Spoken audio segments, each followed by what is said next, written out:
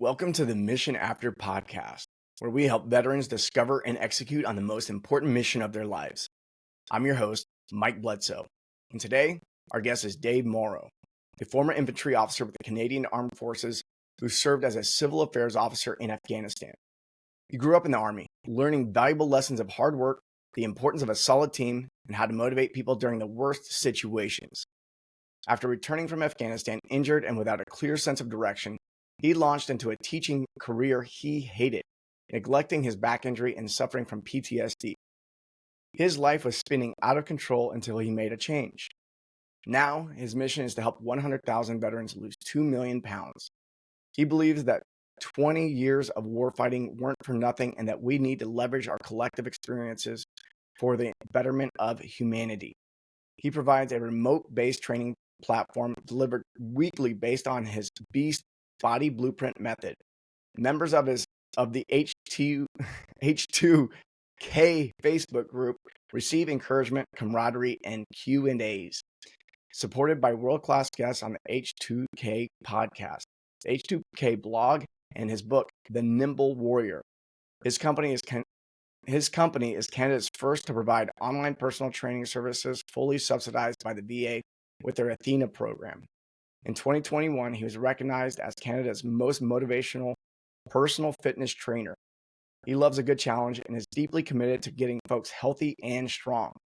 If you're able to help in completing his mission, he welcomes you to join his network and work together on this massive challenge. By the end of this episode, you'll discover 3 major takeaways. 1, addressing hard topics is crucial for personal growth and societal progress. 2, veterans face unique challenges in mental health, physical fitness, and transitioning to civilian life, and investing in oneself is vital for personal and professional development. 3, prioritizing health and well-being is essential for veterans to thrive in all areas of life. Don't wait until you have no other options to make a new choice and start a new path. But before we dive in, I want to tell you all about our new resource available at themissionafter.org. It's called The 10 Surprising Military Habits That Are Sabotaging Your Career and Your Life. This guide will help you identify and overcome those habits, so be sure to download it at themissionafter.org. Now let's get into our conversation with Dave. All right. Man, I have really enjoyed watching your journey over the last, I don't know how, when we first connected, you were part of the Strong Coach. And it was all fitness, and now you're getting into a whole nother realm, it seems, with the podcast. Kinda. I mean, still like you're addressing like the things that people usually would want to avoid. You're just like, yeah, I'm gonna say something about that because at the end of the day, that's coming down to lose. Yeah. Yeah. I got nothing to lose, man. The Army's paying my pension. I'm not owned by anybody. So if nobody's talking about it, yeah, it's still on the health and fitness side of it. Like, so sidebar, Canada's kind of like blocked out news. I don't know if you knew that from social media. You can't see it. If you can't see the news on social media. It's like the only news you get is through the big networks. Is that what you're saying? Yeah, like if you go on their website or if you go watch it on TV like a boomer, like you're not getting the news. So I don't know what the stats are, but a lot of people get the news right on their phones on the big platforms like Facebook, for instance. I actually never looked at the news on Facebook. It never really interests me, but apparently something happening in the United States and people went crazy about misinformation on the news on Facebook. So they cracked down in Canada super hard. So if you have an IP address from Canada, you can't see. I can't even. So here's the thing. If I were to post something on Facebook that is quote unquote news, so it could literally be political or anything. It could be a news article from a mainstream news agency. It won't show up on my Canadian friends' feeds if they don't have a VPN that's outside of Canada, which is kind of like insane when you think about it. So therefore, I end up being kind of de facto news for stories that don't get picked up. Because another sidebar is our news agencies are all paid for by the government. Literally, they keep them afloat. Like they pay them lots and lots of money. So it's state-sponsored media, which is so wild. So yeah, the fitness and health thing just kind of dovetails with everything because, well, if you talk about mental health, yeah, man, being locked in your house for like 2 years and already having mental health issues, it wasn't a good thing for the veteran community. I can tell you that much. Plus, most people put on like 20, 30 pounds. That wasn't a good thing. And now add in all the extra stuff that the government has been throwing at us in terms of, hey, man, you're not doing so well. I got a plan for you. Why don't you just off yourself? We'll help you. Don't worry about it. We got you, bro. That's the message that they're sending us here in Canada. It's bananas, man. Yeah, what's it called? Made. Medical assistance in dying.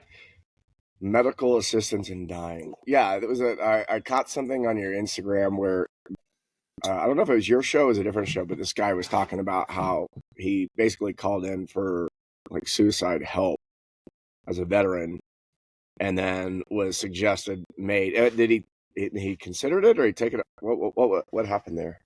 Or do you know which one I'm talking about? Yeah, absolutely. It was I launched the episode 2 weeks ago. It was an episode I did with his lawyer, Catherine Christensen, who's a big friend of the podcast. And he was offered this quote unquote service. He was in a bad place, man. He was used and abused when he was in the military for a very short period of time. It was such a bad experience that he just left. Like he was charged with sexual assault, was unfounded, was cleared of all charges. Then they bullied the shit out of him, and it was just a terrible experience. And then he got out. His dad was in the military. His dad committed suicide. Super sad story. And then he tried 4 times to take his own life. And then he was like, wait, okay, this isn't the path I want to go. I need help. So he calls Veterans Affairs and like, I need help. They go, no, you don't. You need to die. And it blew him away. And like he said, I was calling for help, but I didn't want to die anymore. And that's the service that they offered me. Hence the reason why he's suing them for $10 million. So fascinating. Yeah, I mean, yeah. All right, so in Canada, I mean, there, depending on where you're at, what you're listening to in America. So as an American, I don't really, I actually don't think getting your news from social media is a good idea either. But I also don't think that the government should, be limiting what people can share.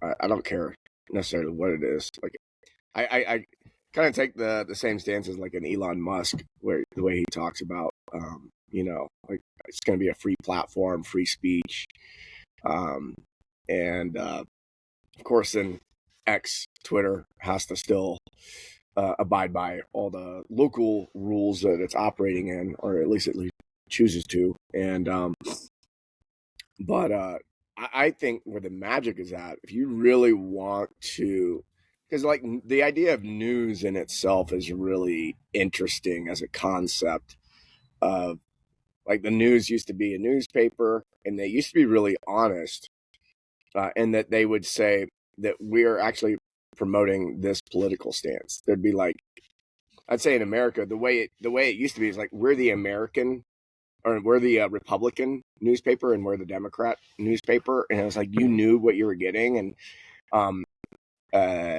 And as news cycles came up with television and everything became a 24, there's 24-hour news, and it evolved into this really crazy thing that I think people thought at one time like there was like news that was not one-sided, and I've looked back in history and I go, oh, it's like always been one-sided, but at least back in the day they said they were one-sided. instead of claiming that like they're representative of the middle or whatever. But even if you check out the news, I think a really good interview that highlights this perfectly was when Joe Rogan interviewed, what's his name? The Indian doctor from CNN, Sanjay Gupta. Sanjay Gupta, yeah. And Sanjay had been trained for, I don't know how many years in traditional media to speak in 20 to 30 second sound bites, or maybe 10 to 30-second sound bites. And in a long format conversation, just buckled and couldn't make any sense and didn't. He was trying to get out of there. Like you could tell in his voice, he was like, "I need to get the fuck out of here." Like he even said at one point, he's like, "How long have we been on this? How long have we been going?" He's like, "Oh, it's like an hour and a half." He's like, "How long do we go?" He goes, 3 hours. He Three. would say, he's just like, just the fucking the panic, you know. And it's like, I loved it as a podcaster, right? You're a podcaster, I'm a podcaster. And what we know is that long format is really where it's at. Like, because these things require these conversations. If you really want to be a critical thinker, then you need context. You know, we need to have a lot more context, and that requires time to, you know, present the package all together and then be able to debate it over time. And so, Yeah. you know, it may be sad that in Canada they're blocking all this stuff, but from what I understand from a technological perspective, it's really hard to censor podcasts. Like podcasting is, dude, it's just a beautiful platform. I'm glad you brought that up too, because the benefit of the legislation here in Canada is that I kind of became the news. So my YouTube channel went to the moon. I had a video that went like super viral, like over 200,000 views, right? My subscribers went up to like 5,000 plus. I was like, oh my God, my buddies are texting me like, dude, what happened to your YouTube channel? I'm like, I don't know. I'm not even looking at it. And they're like, go check your views. I'm like, holy shitballs. So, because the story wasn't anywhere. And this was a big deal. It was 329 soldiers were suing the government for abuse of power during the COVID mandates, because that's what they did. They forced guys and gals out, and they didn't follow the rules, and it's still ongoing for $500 million. It's kind of a big deal. It's like a really big deal. It's a lot of money. Yeah. And on top of it, it's a lot of soldiers. You'd think, oh man, that's a major lawsuit. Going to be on all the, no, not a peep. So people were heard through the rumor mill, and I was the only guy that reported on it. But funny that you mentioned podcasts can't be censored. Canadian government, again, is trying to do just that. They want to create a podcast registry to go through our regulatory body, which is the CRTC, Canadian Radio and Transmission Commission. I think that's what it stands for. But you can see it's a relic of the past. It was created for radio. Right. Okay. So you want me to conform with a 120-year-old set of rules? That doesn't make any sense. And on top of that, hey, if you really want to crack down on me, sure, but I can just pack up my podcast and go anywhere else on the planet and still keep on doing it. And you haven't solved this issue. They're trying to grasp essentially water in their hands and try to control it. So there's all kinds of stuff afoot too. They're trying to bring in all kinds of sneaky tactics with hate speech.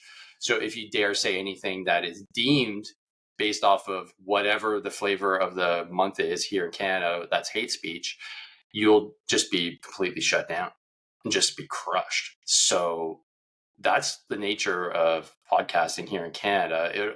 I know Rogan talked about this too. I think he was talking about with Tom Green and just discussing the nature of how Canada is gone down this total socialist, communist, tyrannical like path. And it's not good, man. And when you look at it from an external lens, because we don't have anything like the First Amendment here, right? We don't have those protections in place that I really respect down in the States. Like you literally fight wars for these things. We haven't had that moment in our history. So I'm of the opinion that you need to earn your rights and freedoms, not just be given them like ours were. Ours were just essentially kind of handed down to us. And we only had our constitution set up in 1981, officially from the British. So like with that little history lesson, right? We're super young as a nation. We haven't proven that we deserve these things, and we don't quite have them entrenched in our constitution like you guys do. So I think we're coming to that moment, right? We're starting to realize that, oh, hold on a sec here. Like everything that we thought we had is kind of just, it's kind of just smoke and mirrors, man. There's no real weight behind anything that we say and we do here. And case in point, like we stomped all over people, for a few years ago for protesting, and veterans are cast as right-wing nationalists and conspiracy theorists because we have a voice that is outspoken, and we appreciate the truth. I think that's kind of where most of us stand, is whether you're on the left or right of the spectrum. We like seeing principled, virtuous behavior, I think, in general. And when we don't see it, it gets us kind of prickly. But now we're starting to speak up. Like case in point, like you've moved into the veteran space, man. That's huge. And there's more starting to speak up. And I think if I'm looking at the way our government's reacting, I think they're freaking out a little bit. They're freaking out a little bit because we have a very good command of what right and wrong is.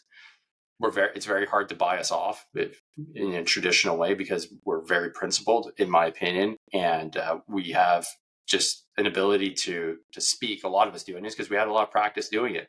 Which, as you know, right, if you speak well and can convey your message well through speech and through writing, it's a very powerful tool. So I think they're starting to get a little bit nervous here in Canada that we're starting to sort ourselves out and starting to organize, and that's why they're starting to kind of clamp down on us. And that's why I'm so focused on fitness and health, because to get more veterans in the space, honestly, we need to be healthier. Like we just can't be the same old kind of, veteran beer belly in the basement, just kind of waiting to get our next payment from VA or, work on our next kind of project that they give us. It's like, no, and you got to get out. You got to, at least at a bare minimum, get your health sorted so they can do more, they can thrive, and then take on the other challenges that we need to take on. So that's why I do pretty much what I do now. Yeah, one of the things that I've really noticed, and one of the points that I like to touch on and focus on is, most guys serve in the military between the ages of 18 and 40, and I served, for 4.5 years. So it was like 19 to 25. But the military really soaks up your vitality. People are like, oh, when I was... I'm gonna make a shirt that says that military soaks up vitality. Regain it here. Yeah, it really does, because you don't eat well when you're in, right? The PT that you're doing it's better than nothing, but the PT, and I think it's advanced and gotten a lot better, but the PT is like, it's okay. I mean, it's not the best. You're not normally training with like the best strength coaches in the world when you're in the military. The food is crap. I don't know about you, but I had chronic sleep deprivation when I was in. Like that was just like, sleep was just totally abnormal.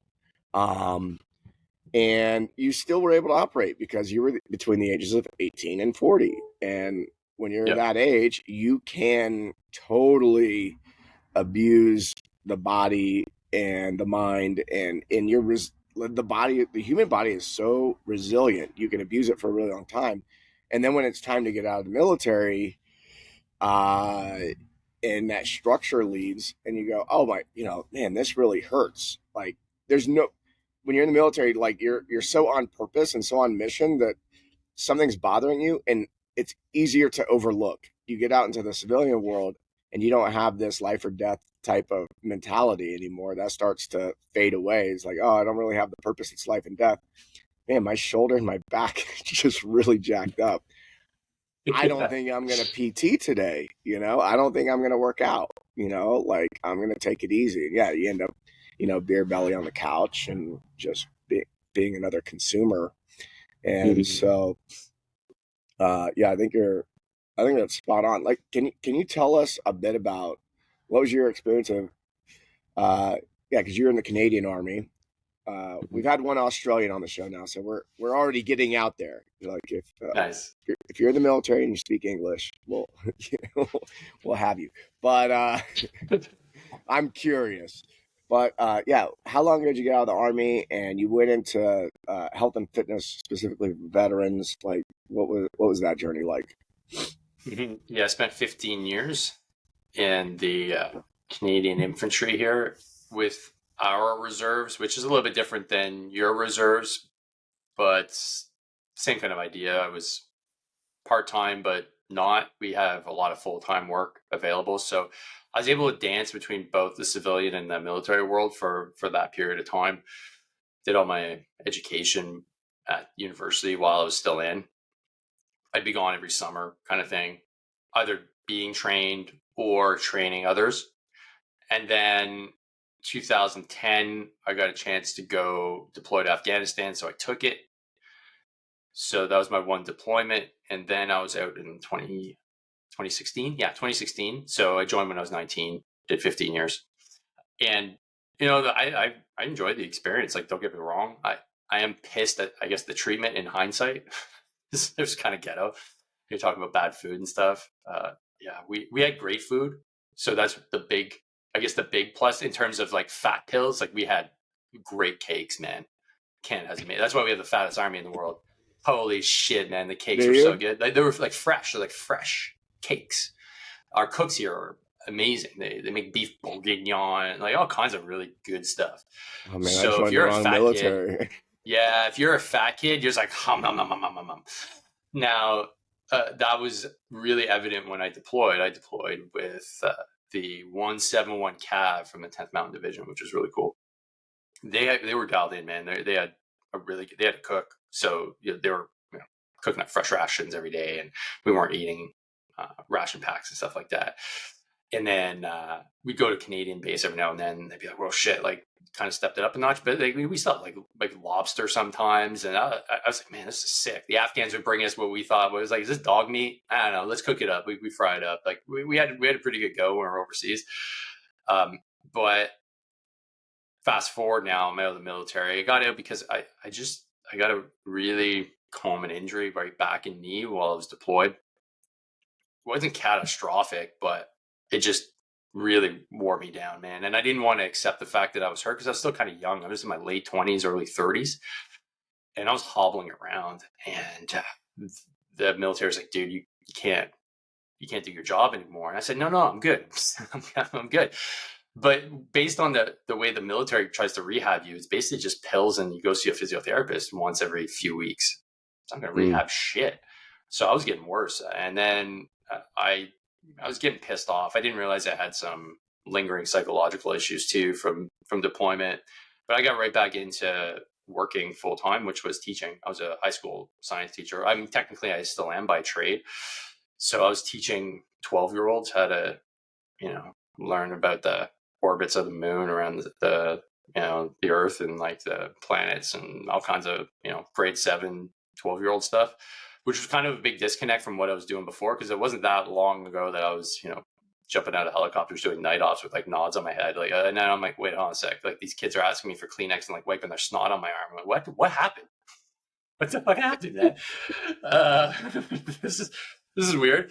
So did that for a few years, but all along I was always involved in coaching, right? I was always involved in the fitness space since I was a kid. So it wasn't hard for me to keep on doing that kind of stuff because I'm really passionate about it. I've always been reading about it. I mean, my degree's in biochem. So working out in the gym was just something I did. My dad introduced me to it when I was 8. So I just kept it up. And then I just started going down the path of like CrossFit. And that's where I heard about you and started listening to your podcast and started a CrossFit, unofficial CrossFit group in my school, getting the kids and staff involved. And it was just a lot of fun. And then I got to a point with my civilian career teaching that there was just this disconnect.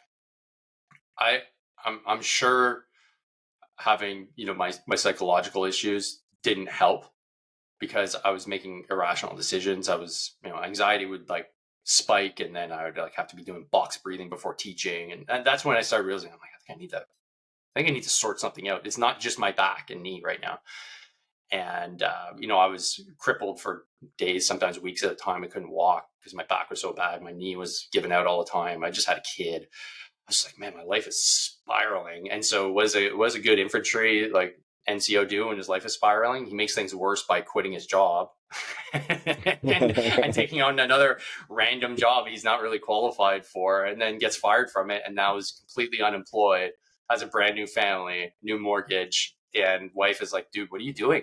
I'm like, no, I'm good. I got this. So that's when I decided, hey, you know what? Even better idea, while things are spiraling, let's become an entrepreneur, because that'll bring the money in, right? That's how I got started, man. And I started coaching. That would have been 2018.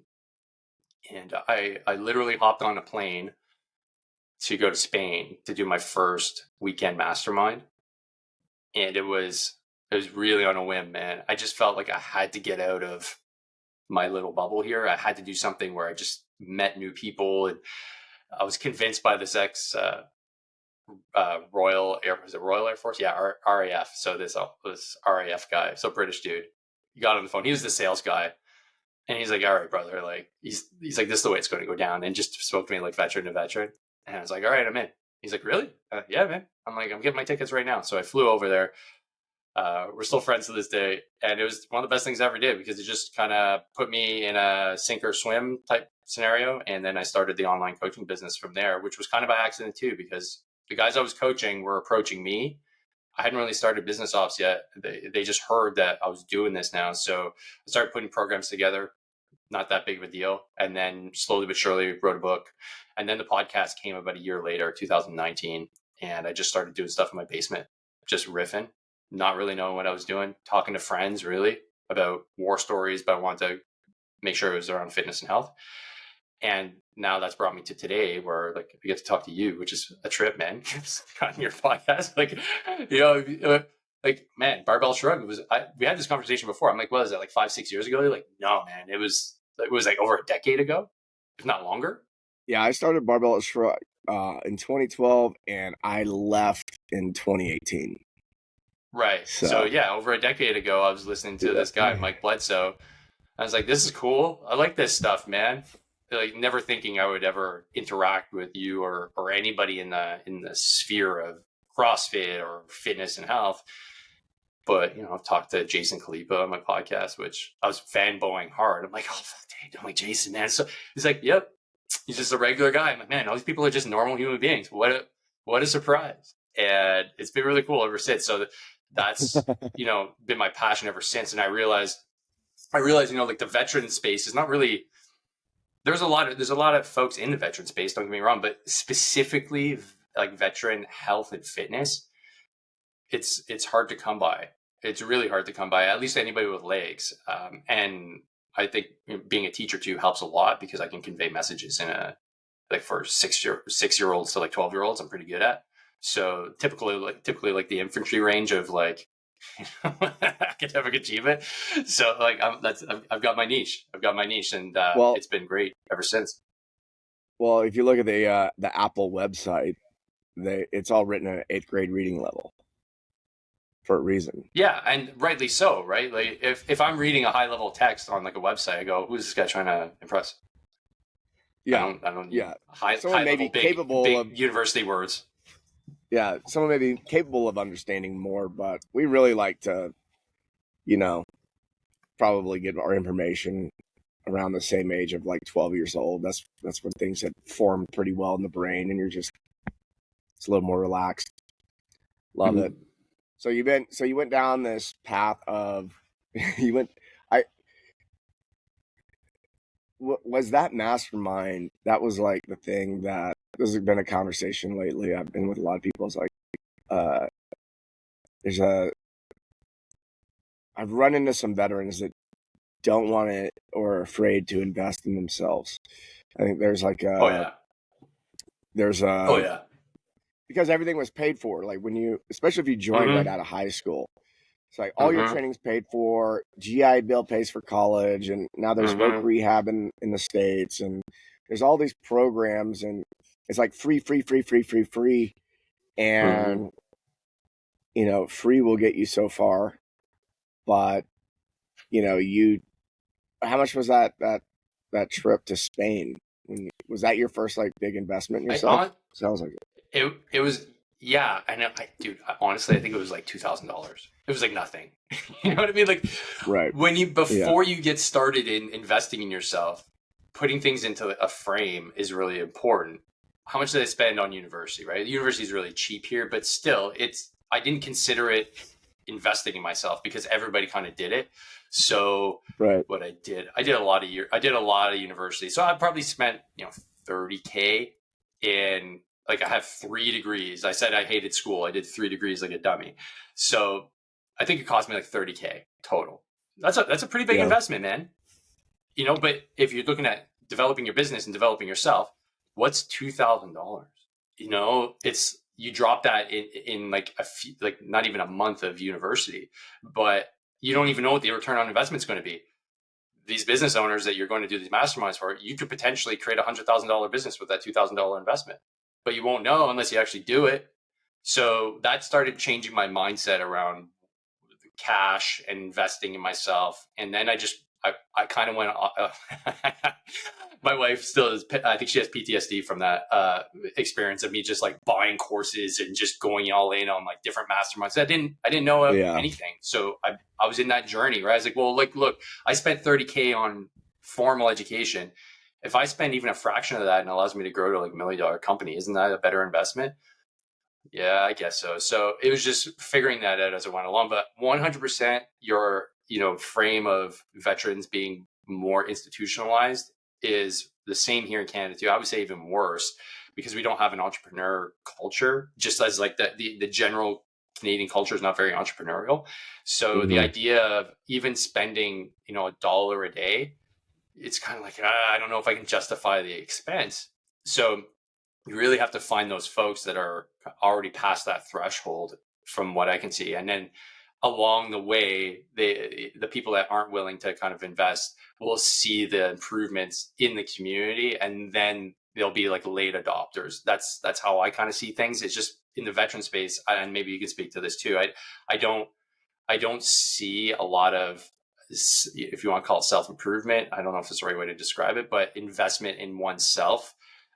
To the point where like you have a lot of veterans getting after it in terms of fitness, health, mindset, business, stuff like that. But it's coming along, and I like being part of it right now. But I think it's going to take a little longer to kind of sort out the culture to a point where they actually realize investing in themselves is the only way forward. It's not the VA that's going to help them get to that next level. Yeah, I mean, I don't think the culture here is that much different. People are raised that school is free. Like basically everything's free, or should be, because even in America, even if you are taking out school loans and all this, there is a mentality of like a large part of the population is like, why do people have to pay for college? Even if and I know we both know, at least in America, it's easy to rack up a $200,000 student loan debt. So, let's see. And I know people who, actually my fiance, she's one of these that has racked up one of these student loan debts, and I'm like, I'm gonna go spend $5,000 or $10,000 on this thing, and she's like, what? I'm like, you spent $200,000 on 2 degrees, like my $5,000 is like, this is gonna give me, this is a very specific practical application return. Like this is like training in a lot of ways. And my friend Dr. Andy Galpin said it really well. He's a PhD. He's an academic, and he has said for the longest time, like, to college kids, he's like, don't be confused. This is not training. This is education. These are different. You know, education is not really preparing you for any specific job at all. Like you're in a field of study, but you're here to get educated. You're here to learn a very broad set of knowledge so that when you go out in the world, you're educated. You're not trained. Don't expect a Right. job to pay you when you get out. Like, that's not what this is for. This isn't training. If you want to get paid, go get trained. Now, if you're educated and then you go gain some training, you're in a better position than someone who just had training because you have a better understanding of the world. That was kind of the initial concept of university was go send your, you know, if you're a wealthy person, you send your kids to the university so they get an understanding of the world, and then they come and they end up mentoring under somebody and so forth. So yeah, this whole idea that everybody's getting it now. I just see it making it very difficult for a lot of people to make that step. And I was just talking to a friend last night who we were talking about investing, and he's considering investing in some plant medicine psychedelic work, and talking about the price of it. It's like, oh, you know, it's like $3,000 for, you know, you get like 2 prep sessions, 3 days in a retreat, and 2 integrations. He's like, is that expensive? And I'm like, no, like that's a deal. You're experiencing depression, anxiety, all these things, and there's a good chance that a lot of that's going to improve. Like $3,000, like your future self. Steal. If you do it, you're going to look back and kind of like laugh at yourself for like, oh, that was totally, you know, some people would give everything, especially if you get to the point of suicide, right? If you get to the point where you're considering suicide, why wouldn't you just empty your bank account for like something that is outside of whatever it is you've been doing? Like if the other option is to die, like just go ahead, just like, and that's where a lot of people end up. You hear these stories, people are like, well, you know, I had a gun in my mouth, and then something clicked, and I thought maybe I shouldn't do this. And next thing you know, they're going down to Mexico for ibogaine, and they come back and they're like, oh my God, I got a whole new lease on life. Like things weren't nearly as bad as I thought they were. And, you know, there's something to be said that too. Like I guess my message here is you don't have to wait until you get to the point where there's no other options at all. Like you can start making a new choice prior to that. Yeah, well, that's what I like about your platform that you created. Because I'm sure you did your research, but I haven't found anything that is even remotely similar to that for the veteran world, right? Where you're journaling and you're actually asking the questions about your service and what sacrifice means, and you know that thing with the commander, all those little drills, if you want to call them. Yeah. Being able to reflect on who you are and why you do the things you do, that's completely not part of the transition process, right? That is, you want to call it mandated, because doing work on yourself is a big deal, man. And being a soldier is a big freaking deal, man. It's something that most people don't do for a reason, because it sucks. It's hard, and you're sacrificing yourself for your freaking country, man. There's a contract that's written between you and the country. And then when you get out, yeah, of course you're going to have all these mixed emotions, especially if you saw combat, especially if you did stuff that, if you did that back home, you're in jail, man. Like straight up, you go to jail. So how do you reconcile with that? And how do you reconcile with the emotions and everything? So having an outlet where you can actually learn from folks like yourself in a community that's supportive, that is geared for veterans, I think it's great, man. Because I didn't have any of that leaving. I didn't know what the shit I was doing. I mean, there's even worse. You know, the worst thing was I was a reservist, right? So I had the services, but I didn't know they existed. So I had to fumble around to figure things out. And talking about education before, that's where I'm happy I had my education, because even though things were pretty dark, I still had the ability to think, and the ability to think through a problem, I think, is the most important part of education. If you don't get that from education, you've kind of missed the point of education. It's series of problems, different scenarios, and then how do you think through things and how do you communicate things, I think, is the most important part of education. Do I use anything from my chemistry degree?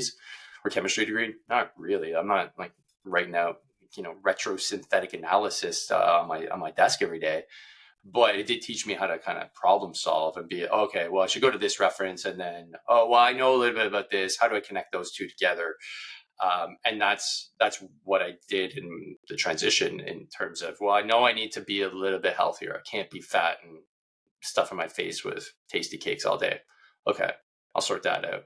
Well, my back really hurts. What they're telling me from the VA is not working. So if it's not working, then obviously doing something else couldn't hurt. Maybe it could, but odds are probably better. And so figured that out. And then I realized, oh shit, half the things, if not the majority of the things I was struggling with, just require me to be open to change and figuring it out and be patient and being okay with the fact that I'm going to make some mistakes, but I actually can figure this out with the help of others, and not just from my therapist, or not just from the government mandated team that has been assigned to me. Really opened up my eyes to just how you can heal and how you can be a better human being, and which is not just for veterans, but especially in the veteran world, man. It's so needed, man. Just that the fact that a lot of us have gone through it, and we're working through these things by using what you have on your platform and the experience you've had in in business and podcasting. Yeah, it's powerful stuff, man. It's really powerful. Yeah. Over the years, I had a lot of people. I've raised a lot of eyebrows on how I've lived my life since, I say, last 11, 12 years, or even before that. Like opening my own business, opening a CrossFit gym was, people were like, "What are you doing?" That's crazy. And before people even knew what CrossFit was, I'm like, "Oh, it's gonna." In 2007, I was like, "Oh, this is gonna be big." People are like, "What are you talking about?"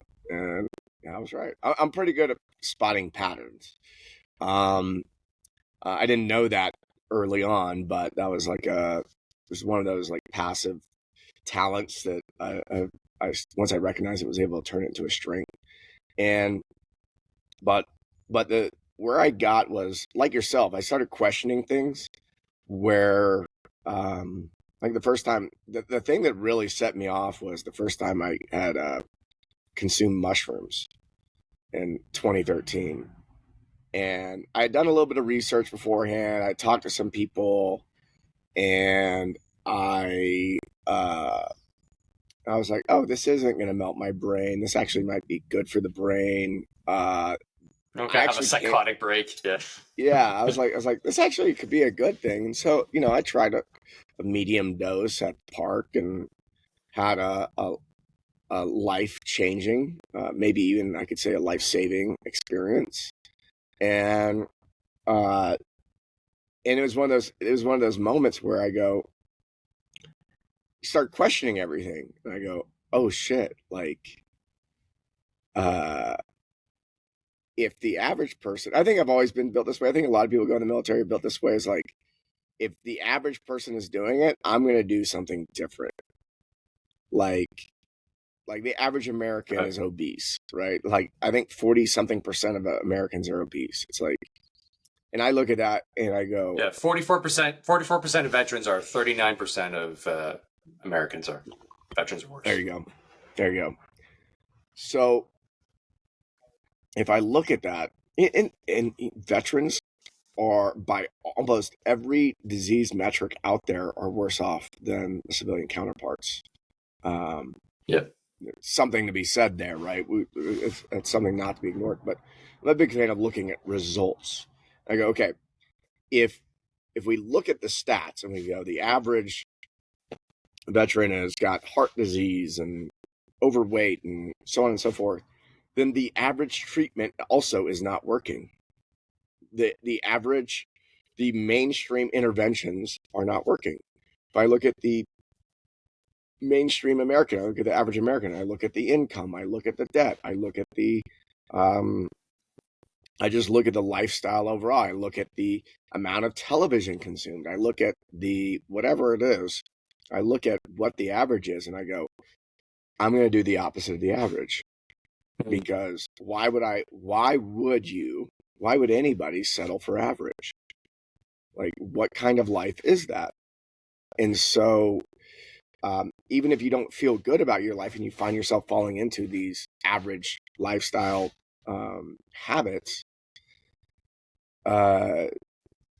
you can just change it. It's easier said than done, but like, if you're fed up with it, if you look at your life and you go, fuck, I don't want to be average anymore. Fucking start, let's make some changes here. And so I think you want to know what my moment was? Sorry to interrupt you. You want to know what my moment was that forced me to change? I was teaching. Again, kids wiping their snot on me and shit. My highlight of my day was going to take a shit by myself with my phone just to get away from the chaos, right? And so I just started listening to podcasts because my coworker, buddy of mine, started a rugby podcast. It blew up. I was like, okay, like nerd, like what are these podcasts all about? He's like, oh yeah, he's like, it's on Apple Podcasts, and I'm like, oh okay, I didn't even know I had it on my phone. And so then I just started scrolling through, and obviously Joe Rogan's the most popular one, so I clicked on it. Honestly, like the first episode I listened to, he's talking about mediocrity, and I wish I could find it because it was so many years ago. And he literally says, while I'm taking a shit and listening to my phone, he's like, if the highlight of your day is going to take a shit, he's like, you've got things that you need to change in your life. And I was like, oh my God, Joe? Like, how do you know? Honestly, it was like the biggest like mind shift I've ever had. And I left that shit and I was thinking, oh my God, he's right, man. This is not good. I went from up here doing cool shit in the military to now, like, I'm not saying teaching is a bad job, man, but honestly, for me, I realized that there was a lot more out there that I could be doing, and I just didn't know what. But I knew I had to change, and that put me on an irreversible course. So I knew I had to change. So sorry to interrupt you there, but that was kind of my journey. Yeah, you're the guest of the show. You can just talk. It's okay. Feel free to interrupt whenever you want, Dave. Feel free. Yeah, I'm just talking to myself in the woods. That's right. I had to set up in the woods because I was, talking to Canadian. I wanted to make you feel at home.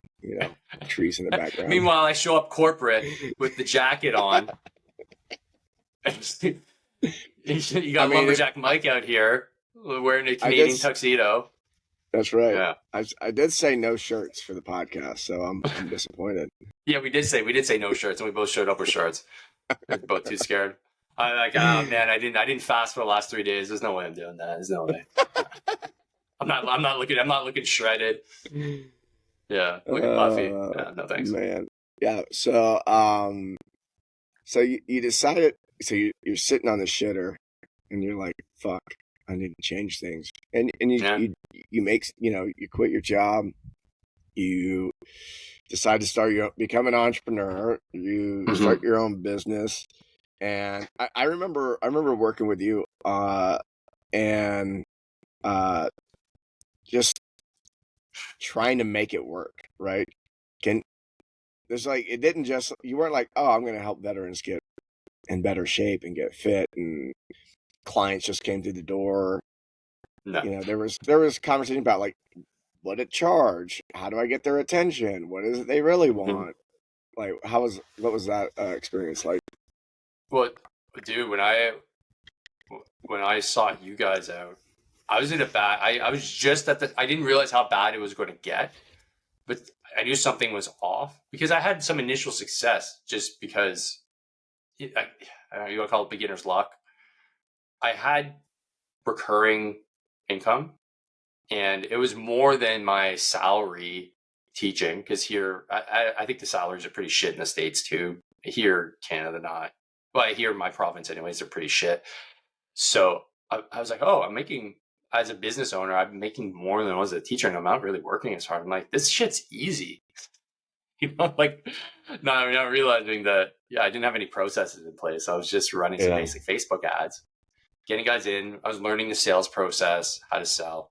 So I had a year or two experience, and I was getting kind of cocky COVID really crushed me morally and physically, not COVID itself, but just like the whole experience really hurt, like deep down to my core. And so business started to kind of go off the rails a little bit. I wasn't able to focus as much as I wanted to. And then Facebook. When you say COVID, was there, got you down, hurt you down to your core? Was it psychological? Yeah. Was it clients weren't buying? Like, what was it that hurt so much? Yeah, it was the psychological torment, gaslighting. Because my stance from the start, actually having a science degree, was, hey, we just need to let the experts do the expert thing. And I was doing podcast episodes on basic how the immune system works. This is literally the stuff that I was teaching in grade 9 science. You have an immune system and you build immunity to, and then that all of a sudden started to turn into like I was a right-wing nut. What are we talking about? No. Like, this is how vaccines work. And they were like, no, you can't say that. But wait, like that doesn't make any sense to me. So then I started questioning things because I was pro mainstream. Hey man, they know what they're talking about. And then I started realizing there was cracks in that line of thinking. And then I started realizing, like, hey man, like, don't lock me in my house. I'm fine. Like, what are you talking? And it got really draconian here. And my YouTube channel started getting strikes. And then all of a sudden, Facebook just completely locked me out in terms of being able to run ads, and in a fishy way too. It wasn't my ad account. It wasn't my business account. It was my personal account. I could still post, but I couldn't run. Everything was based off of running Facebook ads. That's how I remember this. I remember this. We were trying leads, to figure out what's going on with your Facebook. Dude, it was stressful. I was like, hey, this will be a week. Okay, it's a month. Yeah. Okay, it's 3 months. And I'm like, well, I'm trying to figure out organic ways to reach out, and that's going okay, but I'm not growing. And then I start getting more and more stressed, and I start kind of panicking. So you guys kind of kept me on the straight and narrow. And in terms of also figured out, hey, how do I want to sell this? What's my main message? And that's where I came up with helping 100,000 veterans lose 2 million pounds. That was cool. That really kind of focused me in as that guy that does this one thing. Because before I was talking about helping guys trying to get into special forces and helping veterans and weight loss and strength training. And so it wasn't focused enough. So I was able to focus my effort, and then it was figuring out, well, how do we crack this nut? And slowly but surely it was built. It was honestly building the moral courage to stay in, because I was ready. I was going to tap out. I was like, I'm like, this is awful. I don't know where I'm making my next dollar. It made me really, really kind of panicked. And then on top of that, to make things even worse, I got kicked out of the house. Like, me and my wife separated. So it was just like compounding issues that were just really taking a toll on me. Now, thankfully, me and my wife patched things up. We're back together. Business is back up and running. It's going in the right direction. The podcast is doing great. And honestly, I was talking to Jared. That was just like, just stay in, man. It's just about staying in. Just stay in. It's a rough year, and we all go through these rough years. And if it was easy, everybody would have a successful business. But that's why most entrepreneurs leave. You're inevitably going to hit that year where it's like, this all sucks. I'm making no money. I'm going to have to just fold. But he's like, no, just stay in, man. You'll be okay. Look at the things that you've accomplished. Just stay in. I was like, okay, I will. I'll just stay in. And so I figured it out, right? Just by resolving that I'm going to stay in. So that was that was last year. So that was like year 3 or year 3 in business. This is officially year 4. And now I can finally see the light. Oh shit, I'm making money again. Oh, nice. People are paying attention. Okay, cool. Okay, now momentum is building. So that was the whole COVID era. I basically started the business during COVID, which wasn't a bad thing because I was online, right? So people were looking for online coaches. Yeah. Hey, Dave, let's get you on board. Like, the Army was hiring me to run their PT for their instructors at the local units here. And they're like, we don't know. We have all these guys. They're at home getting paid. We don't know what to do with them. Can you PT them? I'm like, sure. Sure, no problem. So that was cool. But then it just kind of it hit a real big speed bump when I couldn't run ads. And so the good thing about it is that it forced me to diversify. how do I how do I do this? So like YouTube, opening up that channel, I didn't have that before. That's good. Affiliate sales, I didn't have that before. Now I have that. Like podcast makes some money now. It's not tons, but it's a lever that I'm pulling on now.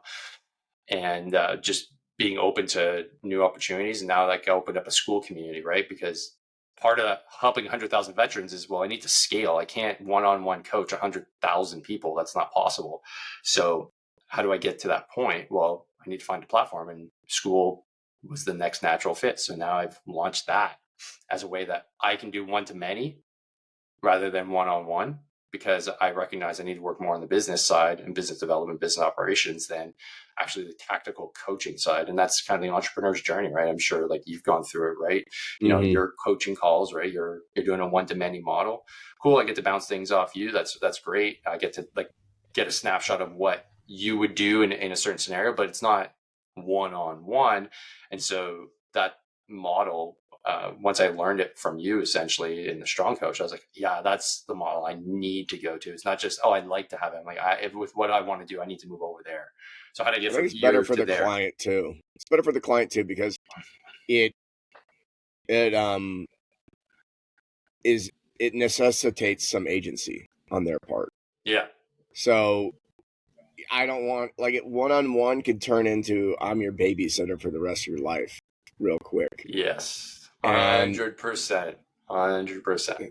in a group setting, it's like I'm going to give you the tools. Because what I think you're in the same boat, which is I pride myself on teaching people how to think, is like, this is how to think about this topic, and this is how to look, think and feel your way through this situation. So that in 6 months, when, it's a Wednesday and you don't have direct contact with me for another week and something comes up, you got it, Yeah. you can handle this. Can you explain what school is for people listening? Because this is for veterans, not necessarily entrepreneurs. Although, man. I think becoming an entrepreneur as a veteran is a pro move. Not for everybody, but it could be a good idea, especially if you're getting. There's a lot of 100% disabled veterans out there who I think, like, setting up just something simple. It doesn't need to be crazy. Just some type of entrepreneurial something that's creating some cash flow, doing something you love. I mean, come on, that's amazing. Yeah. I want to touch back on the entrepreneur side for veterans after I describe my school community. So the school community was something that popped up on my radar about 5-6 months ago. So if you're not tracking Alex Hormozi, Sam Ovens, Alex Hormozi is a business influencer. Been following him for years. Great stuff. A lot of awesome free content. And I have his books, listen to his podcast. So when he dropped this as another offer, I've been looking for a platform, right? Like, I have a free Facebook group, but I'm a teacher. I want certain things. I want to see certain things in order for me to convey my knowledge in a cleaner, more, I guess, robust platform. Facebook wasn't quite it. It's busy too. There's a lot of shit on Facebook, man. Like, it's just easy to get distracted. You get super distracted. So are you going to learn there? No. So I have that group. I built it over the last few years, but now that I've found this other option, which is school, so spelled SKOOL, I created the group called Veterans Getting Fit as Fuck. So it's like Veterans Getting Fit AF. So I don't get hit by any SEO things or censorship. But essentially, I think the guys who run school are going to stay cool, and so you can pretty much probably you're going to get away with more with school than you would some of these other. Yeah, it's platforms. Just when I share it out, I'm aware now of. If you're trying to share it on Facebook, so. Yeah, Facebook would go, no thanks, you're Canadian. So the goal is to really be able to reach that, mark that I set of helping 100,000 veterans lose 2 million pounds. So I want to bring as many people in to this platform, which is, if you're starting out as an entrepreneur and you have something to teach, you have a skill set this is an awesome place to do it because you end up with the payment gateway already set up on their platform. Cool. You don't have to set that up. All you need to do is drive people there and provide value.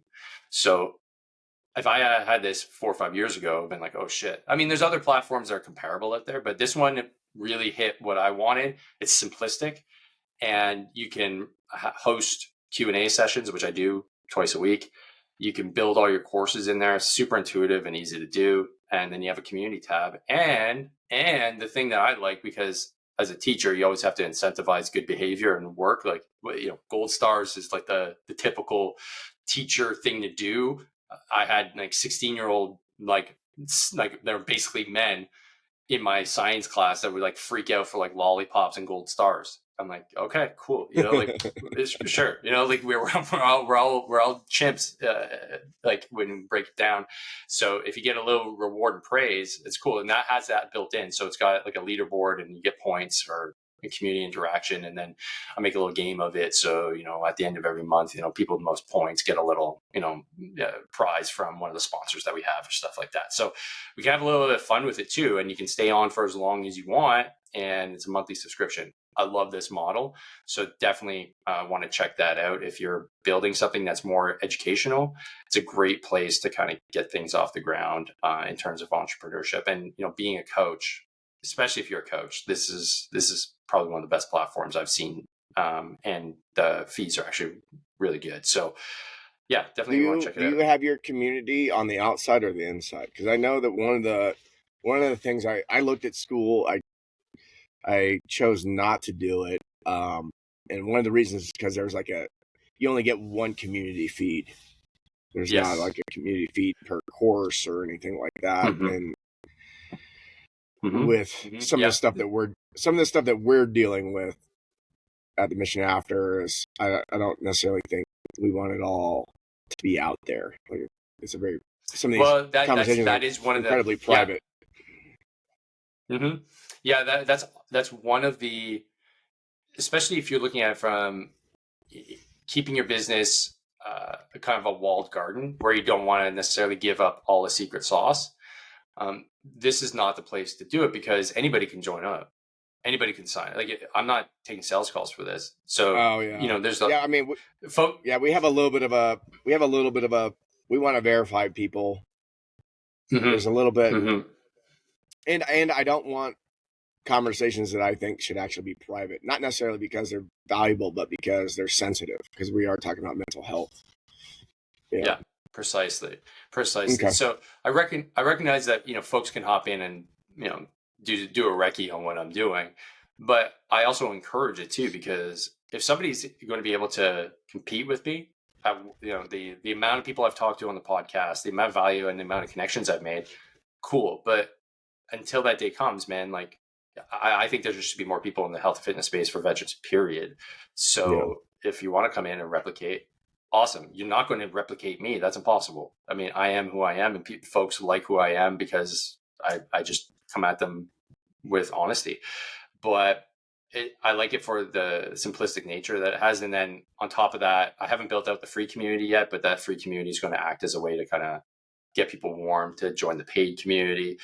The one thing I don't like is that you have to set up 2 different accounts and pay for 2 different accounts if you want to have 2 different communities, kind of like what you're saying. So I can't open up another community based off my one email address. I have to pay for another one with another email address. So, I mean, not every business model and every platform is going to have its things that aren't quite in line with what you want, but you just have to make the decision based off your best.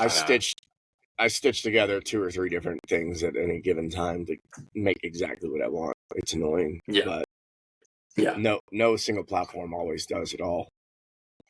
Yeah, unless you're willing to take on like venture capital and build a platform and do it all yourself and you go that route. Like we're building, I don't know if you can see it there, but like I have the watch with the heart on it. We're building an app for veterans to track their steps and get them involved in community activities and stuff like that. We call it voluntold because we're voluntelling veterans to get active, but we're not inventing the smartwatch to go with it. Like we're not reinventing the wheel. So we're not inventing a platform to go with it. We're inventing the game to go with it. So therefore, it's a bit different than going and finding like millions of dollars from venture capitalists to kind of build everything out from scratch just for you.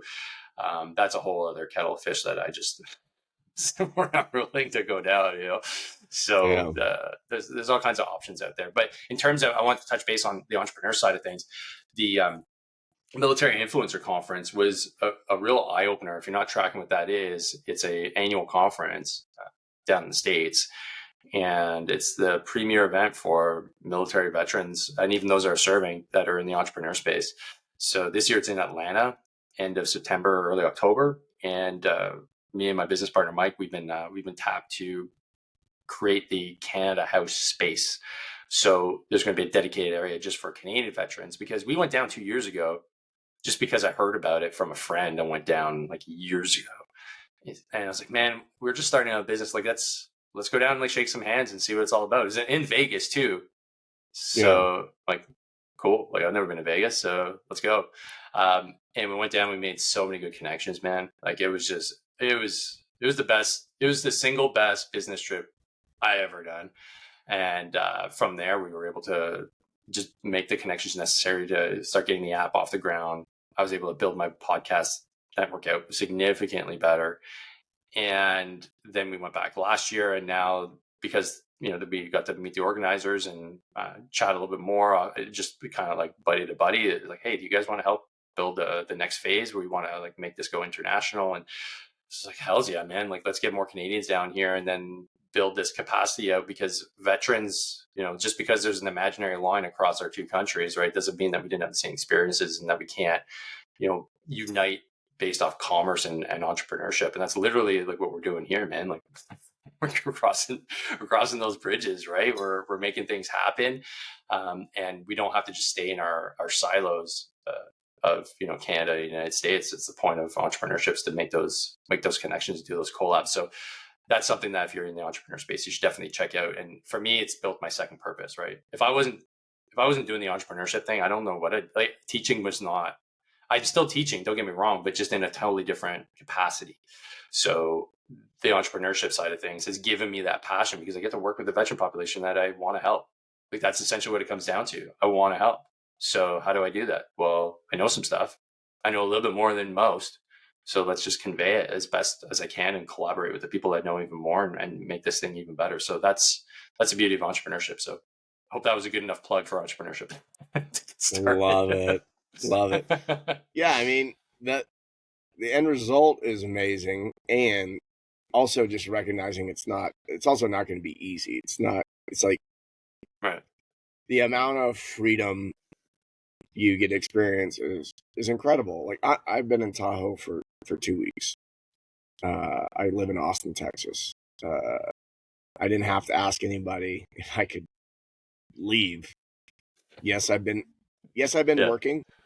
Yes, I've been working. Yes, I took off, a couple Thursday, Fridays. I worked on some weekends too. I don't really have weekends. And at the same time, there's been times where I was out of money, and that was really stressful. Like, your Jocko says it, which can become cliche, which is like, was it freedom and responsibility or something like that, right? Or discipline.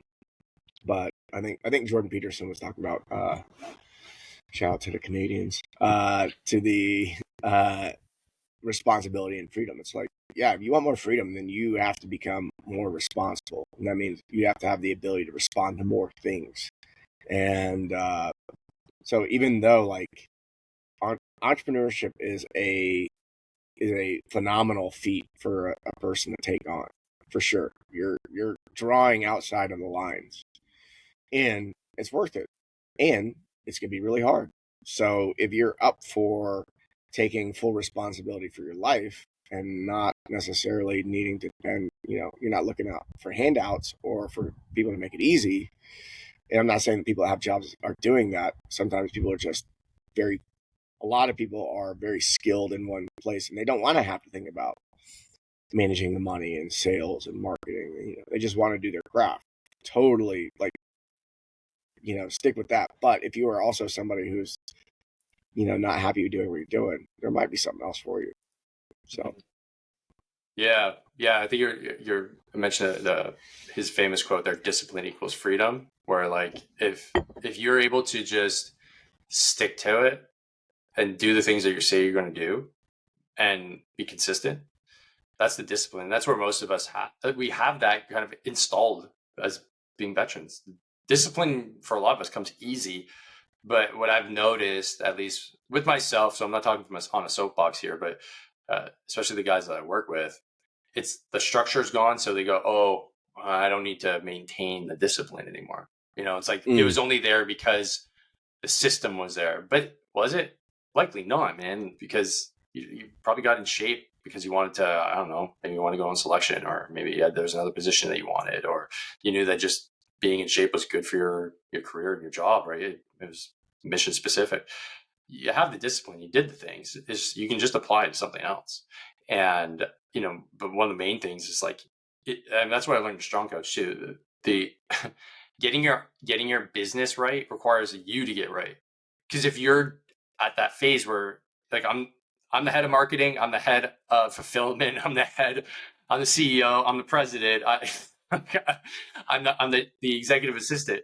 Well, if I'm not good, that the whole thing is not going to work. And that means physically, like, I have energy that I get up in the morning. I'm like, hey, like, I got to get these things done. And if it's 11 o'clock and they're not done, it doesn't matter. I need to get them done. If you can do that, you can have those days where it's like, yeah, Thursday, I'm just not working today. I need to get done. Maybe I need to work a little bit on Saturday. Like I work much better in that framework because I worked in the education system, which, dude, like when I was talking about going to take my shit, I had very few of those. A lot of days there was not even enough time to take a shit because my schedule was packed and there was a bell, right? So it's like you're time bound to these spaces, regardless if you're tired or burnt out. It doesn't matter. You got to show up and teach those kids. And legally, you have to be there because, well, you're technically responsible for them. If somebody gets hurt, man, you can get sued, man. It's the real deal. So, that for me was really hard because just being able to take a breather was really important. Be able to take like a step back and be like, okay, like I'm stressed, man. Like you can't do that in teaching. You can't just take a moment and grab a coffee. Yeah. So I realized I needed this latitude. I couldn't do a 9 to 5. I tried it. It didn't work with me, especially since I got back. I needed moments where like some days my back is so bad I can't move around. Okay, well, my capacity to work is shit. I'll be honest. Like, you're just in a lot of pain. So usually I got to smoke a joint. And if I smoke a joint, well, hey, guess what? Dave's not getting any work done, man. Like it's the game over. So I need to recover that day. Being an entrepreneur allows me to do that. But in the back of my mind, I know, well, it's not like, oh, this work is just going to disappear because I took a day off because my back hurts. I know I just need to catch up. So, talk to my wife and be like, hey, look, I need to, do a few hours on Saturday night when the kids are asleep. Yeah, sure. Yeah. Just being able to communicate that. But it also gives me the latitude. Like I can go pick up my son now after school and then we go take him to jiu-jitsu. And then afterwards I can go back to the office if I need to, or, he has a ped day. My wife has a regular 9 to 5. So, she can't keep him at home. She got to go in the office. So it's like, no worries. I got him. It just gives you that much more in terms of freedom, in my opinion, if you're willing to put in the work and accept the ass pain of you only make money if you do things well and you do things right and you stick to it. Yeah. Then maybe it's for you. How's your back doing these days? You know what, man? It's not as great as it used to be. Let's just put it that way. So when I was at my worst, I had a cane and I was kind of hobbled and like walking like an 85-year-old man. Now it just kind of generally hurts all the time. Mm-hmm. So, I'll get up from this chat and my back will be a little sore because I've been sitting down. But even when I stand up, it's kind of like for like 15, 20 minutes, like it'll start to ache. So I always need to kind of be in movement. So as long as I'm always moving, I'm okay. Like I'll go to the gym. As long as I get warm, I feel great. So that just means I see my chiro and massage therapist and stuff quite often to just keep things in line. And I'm on the foam roller every day. But I know it's never going to be at the point where I'm just pain free. And I went to see a surgeon. I was waiting to go. It was hard to see. It's hard to see a surgeon here in Canada. Like, it took a year and a half for me to go see the specialist. Mm. I was like, all right, I've been getting ready for this for a long time. Like, I've been training. I've been, getting strong, because I know recovery is a lot better if you're strong. And so I went into his office. He looked at me. He looked at my scans. He's like, you're doing pretty well. I'm like, well, it hurts a lot. He's like, yeah, but here's the thing, man. I was still in my 30s, so I was like 39. I'm not going to operate on you, so you can just keep on doing what you're doing. I go, whoa, hold on, doc, whoa, hold on a sec. What are you saying? You're not going to operate on me? He said, well, look, man, I'm going to fuse your discs. There's a risk of paralysis. I can't lie. He said, it's just the nature of the beast, man. I'm working on your back.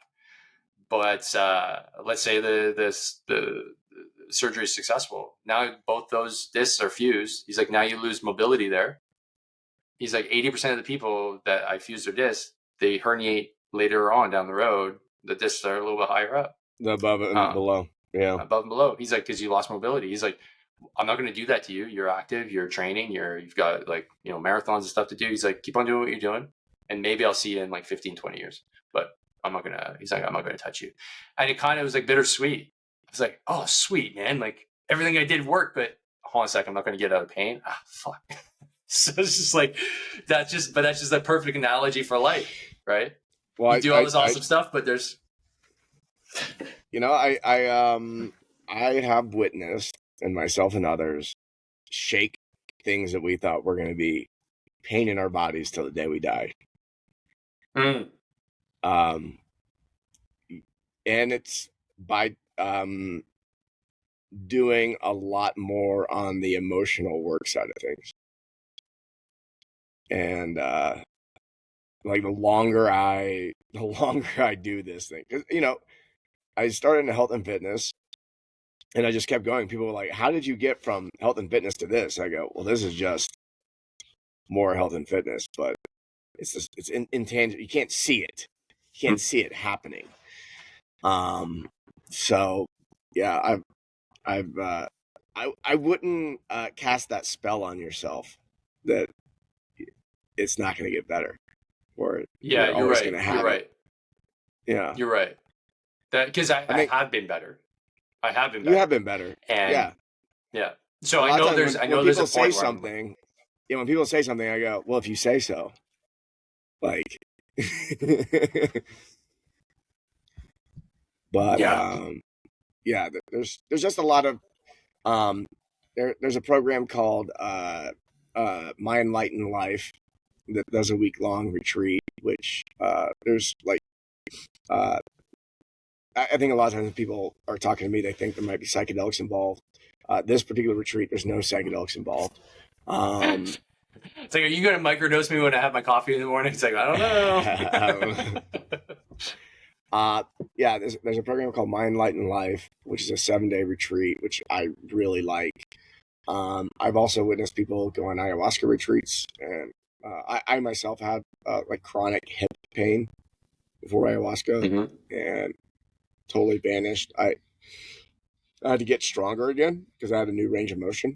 I've also witnessed people with other types of psychedelic medicines totally have their pain vanish. I have a veteran client right now who's had a lot of hip pain where he started a microdosing protocol with mushrooms. Microdosing, you don't even kind of like, you're not supposed to notice that you're on it, right? That's the whole point of microdosing. And his hip pain vanished. He's an athlete, and he was dealing with chronic hip pain. That vanished.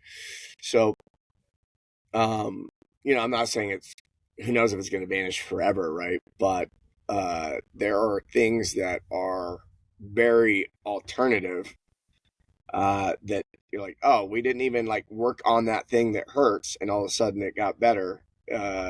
So just throwing that out there, to you. I know we've had a little bit of conversation about this stuff before, but most people don't connect what's happening psycho-emotionally to what's happening physically.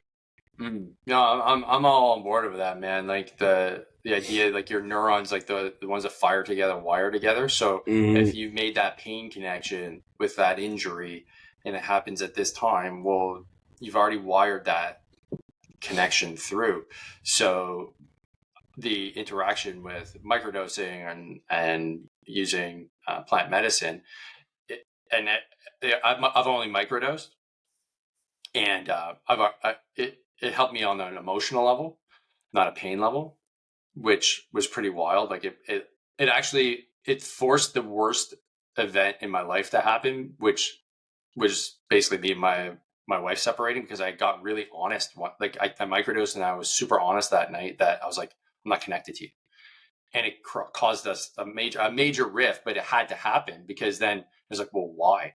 And so then we had to separate, and then I was able to think things through. I microdosed, and I went down like into myself, and then I realized, oh shit, like I'm one of the main causes of all this, not the other way around.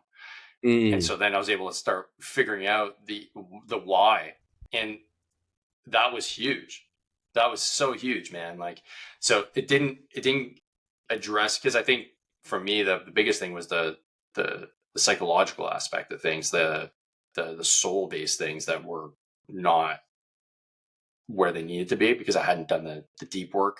I don't know. I don't know. Are you familiar with Nietzsche's work, and how, and like the going down under, and like the whole idea of like self-improvement is masturbation, which is what Fight Club was based on, which blew my mind. Like, oh my God, Fight Club is based off Nietzsche's work. That's crazy. Because Tyler Durden talks about it, is like, yeah, like self-help is just masturbation. I always thought, well, why? How could that be? Like, you're improving yourself. And from Nietzsche's perspective, it was, well, it's because you're avoiding what you actually need to do, which is get down deep into like, why are you doing this self-improvement? Is it because you have an insecurity? Is it because you haven't healed a wound from their past? You got to get in there, because then when you do those self-improvement things, then they actually have meaning, like, because you can mask a lot of stuff with self-improvement. And I was doing that. I was doing that a lot. So the microdosing thing is really cool. And I talked to, oh shoot, I'm forgetting his name, Dave Sabotage, about he has a jiu-jitsu and psychedelic retreat, and it's for veterans. Awesome program. I think I've talked to this guy. Is it down in I think you talked Tulum? Yeah, he's in Tulum with his wife. Oh yeah, dude. He described like the week-long retreat. I go, dude, that sounds like the best. Yeah. I was ever. like, It's like a week of jiu-jitsu and microdosing and breath work and a little bit of cannabis. I'm like, that just sounds like a good fucking time. And on top of that, our government here has started to pay for veterans to go down. Like they're covering it based off their like recovery plan. I was like, oh my God, Dave, you're a millionaire already, man. Like, you're gonna have every Canadian veteran down there. Like, get the maple syrup. Like, let's get the hockey games on. But like, let's cater to this, man. So I haven't yet gotten down that path yet. But I reckon he said that, he's like, what, fires together, wires together. And I even talked to another buddy of mine, veteran, who, when he did his ayahuasca retreat, like, he was on 26 different meds, right, for like antipsychotics, SSRIs, you name it. Yeah. And he'd have psychotic breaks and you name it. And eventually he was able to go have his ayahuasca journey. He's down to one medication, which is like a blood pressure pill. But he said, he's like, Dave, he's like, I know this is going to sound like I'm crazy, but I had an out-of-body experience while I'm in the jungle. And I saw, if you want to call it fairies or whatever, they had my back open.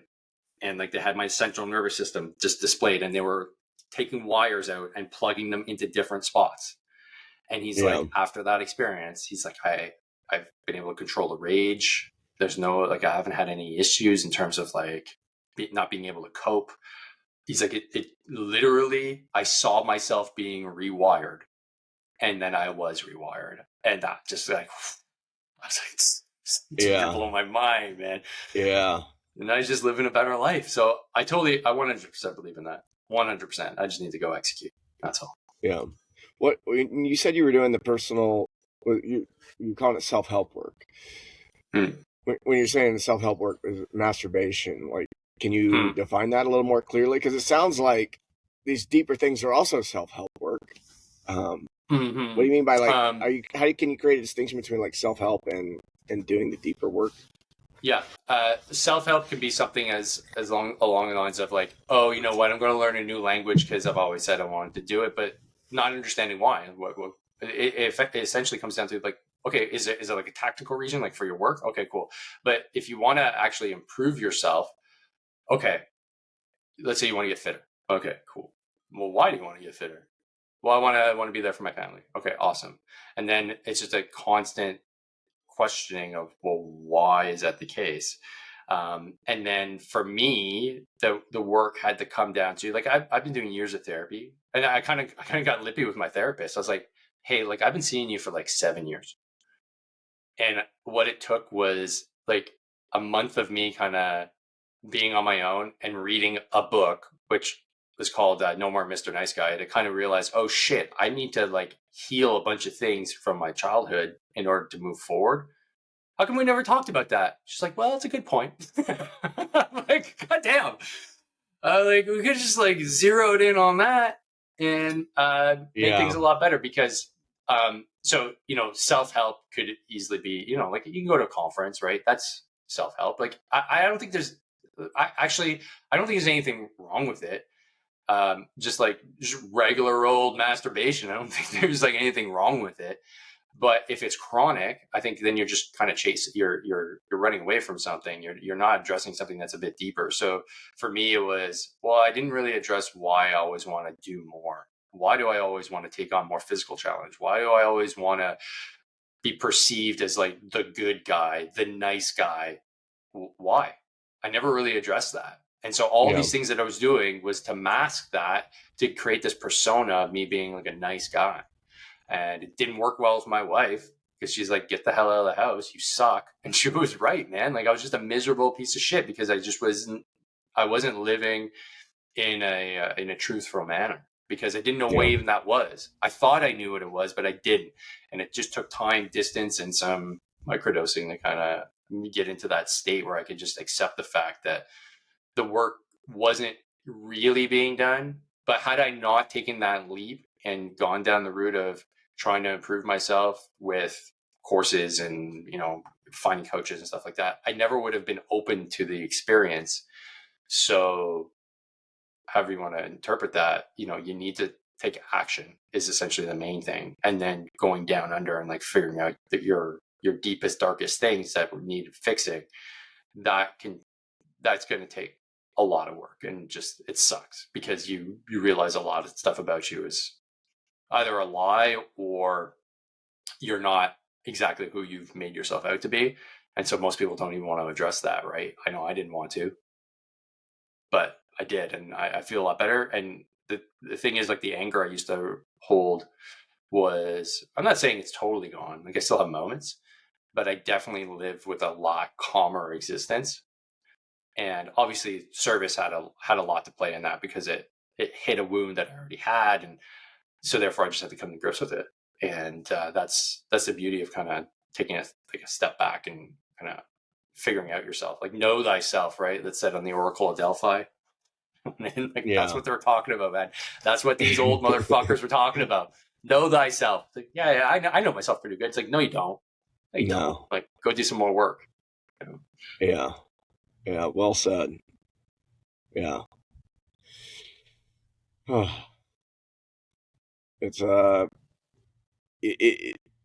until you've done it, it's hard to know what it is, and that's like what the work is, right? And so, yeah, wherever you're feeling the resistance or fear is, that actually might be the arrow of where to go. I had a great mentor at one point. He pointed out I was having some experiences where I go, this just feels wrong. He goes, well, yeah, it's gonna feel wrong because you're doing something different. Like, and like I couldn't tell him why it was wrong. It just felt wrong. He goes, yeah, if you're making a new choice, it might actually feel wrong for a moment or for a day or a week, but let it sink in. It's like, oh, what I felt was wrong was like the most right thing I could be doing in that moment. But it was new. It was a new choice. And so a new choice is going to feel different. if Yeah. you feel the same, you didn't make a new choice. Yeah. So you stayed in your comfort zone. You stayed in your box. Like leaving my job and getting another, that felt like crazy. But I knew even jumping into the job, I'm like, this doesn't feel right. I was kind of right. Yeah. But Yeah. had I not taken that leap, I wouldn't be doing it. So therefore that fear was put aside, because if I didn't take action, I'd still be, well, I know what I'd be. I'd be a miserable, cranky ass teacher. And we all had those growing up, right? Like, hey, this guy should have checked out 15 years ago. Like, he's still here, shitting on students, crushing their dreams. Yeah, that would have been me. Yeah. I think the an exercise I did was like, why did I join the military in the first place? Like knowing yourself. I think you were kind of getting towards that a little bit. Like, what about me made me want to join? I was like, oh yeah, I want to serve my country, or or someone says, I want to like get college money, or whatever reason, and it's like, okay, go a little deeper than that. Like, oh, I want to serve my country. Like, did you? I mean, that may be true. And what else was there? There's many ways to serve your country, your fellow man. Like, what else? What else? What else? I was like, oh yeah, I was angry. I was a bit rebellious towards my dad. I didn't like myself very much, and I was like, the idea of doing the hardest thing possible. Maybe then I'll like myself if I become like one of the baddest dudes on the planet. Just all these things, and it's good to get real with yourself about those things, so that until you know those things, until you know yourself in that way, you are doomed to repeat patterns, and it's gonna be Groundhog Day. Yeah, and that's hard for a 19-year-old to kind of come to grips with, right? You don't really get any.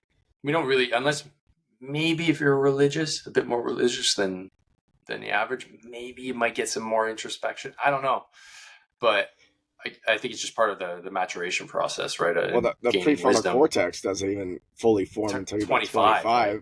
So until someone hits like 25, like if you're under 25, it's probably good just to find somebody who's doing really well and listen to whatever the fuck they say. Because I think, but you got to listen though. Yeah, you got to listen, that's the hard part. And you're probably going to be 30 before you're. And this isn't true for everybody, right? But I think this was true for me, and it's true for a lot of people I talk to. That deep self-reflection, I don't even think wasn't possible for me until I was about 30. And so, because when I was 25, I was heavily using alcohol. And you're not going to be self-reflective if you're consuming lots of alcohol. So you have to stop drinking. To be self-reflective, you really do have to stop drinking. And you do need to be of a certain age and to really be able to look at yourself critically. Yeah. For me, it was 40. Like typical like midlife crisis shit. Yeah, I was 40. 30, I was still an idiot.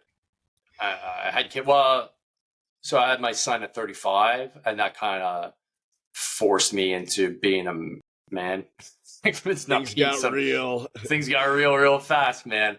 Mortgage and kid within 2 years. So yeah, I mean, I was like, oh, I'm an adult now. And so my biggest thing has always been, I never felt like I was enough, and I never really felt like I was an adult, if that makes sense. It doesn't matter what I do. It's just like, oh, I got to do more, because I never felt like anybody was ever paying attention to me.